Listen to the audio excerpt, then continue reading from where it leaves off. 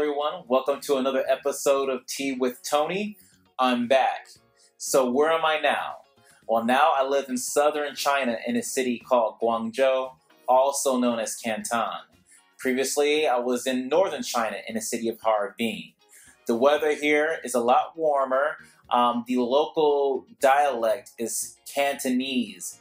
While some people do speak Mandarin, actually Mandarin is commonly spoken, the real local language is Cantonese, which is a southern dialect that honestly sounds very different.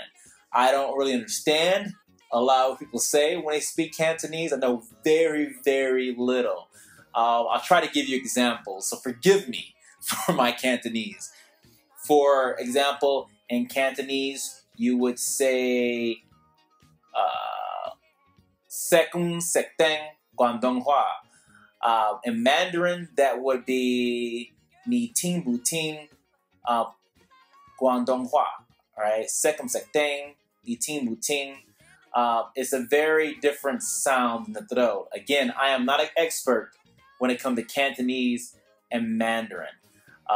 But I can tell you, it is different. It's hard for me to comprehend what people are saying to me. Luckily, a lot of people speak Mandarin, so that's not a problem. Now, my landlord doesn't speak any Mandarin. She speaks mainly Cantonese, though she understands Mandarin. So sometimes it can be very confusing when I'm trying to speak Mandarin to her, and then she's responding in Cantonese, and it's just a big, interesting mix-up. But hey, I'm here for the adventure of living in China. Some other things different in the South is that the food is different. I find the food to be lighter, not as heavy as the food in the North. I mean, I guess it's a great thing, but honestly, I prefer Northeastern Chinese food because it's heavier, and I like more of a heartier meal. But with that said, I mean, the Southern food is fine. It's not a bad thing. The temperature here is a lot warmer, of course, is in the South, rather than a Harbin, which is far north. It's like being in Massachusetts or Maine when you're far up north. Other things I enjoy here is just being in a different part of China, seeing different things. I've often lived in northern China. I've lived in Beijing. I lived in a city called Changchun, which is also in northeast China. So seeing, different surroundings and seeing a different culture, because southern people have different cultures than northern people, like you would have in the States. Imagine being in Tennessee compared to New York. So those are those differences I like seeing, being in the southern part of China.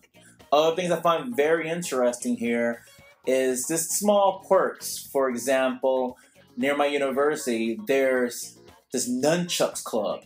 I mean, where students are practicing nunchucks, which is kind of a strange thing to see, but when you think about a couple of things, it's really not that strange. One of the things to consider is that there is a strong affinity for Bruce Lee down here. I mean, it's really interesting that I see commercials, even restaurants that use images of Bruce. There's a restaurant here called Kung Fu. Yes, the restaurant is called Kung Fu. And it's this guy with that yellow jumpsuit that Bruce Lee wore, the yellow one that was in the Game of Death. So there's this picture of this guy like this, whoa, right? And it's like next to the word Kung Fu, and it's a restaurant. When I saw that, it freaking blew my mind because I didn't expect to see this image of this guy resembling Bruce Lee in a place called Kung Fu. I thought it was a Kung Fu school, but no, it's like a fast food chain restaurant. So that was weird. But one thing you got to consider is that Bruce Lee's ancestral home is not too far from Guangzhou. It's in the city of Foshan, and that's where I believe his grandfather was born. So there's this strong connection with claiming Bruce Lee in Guangzhou and surrounding areas. I even visited a mixed martial arts school around here where this guy was talking about, Jeet Kune Do. And actually, I talked to another guy who was talking about Jeet Kune Do. It's something that Bruce Lee made very, very famous. If you don't know what Jeet Kune Do is, just look it up, okay? Another thing that's interesting about southern China is that there's a large black community here. Honestly, the largest in all China. In this city, there's a place called Shaobei, which is a district in Guangzhou where there's just a lot of Africans and also a lot of Muslims, Arabs, and Chinese Muslims. So it's this interesting combination of these different cultures and these different colors all intermingled into one.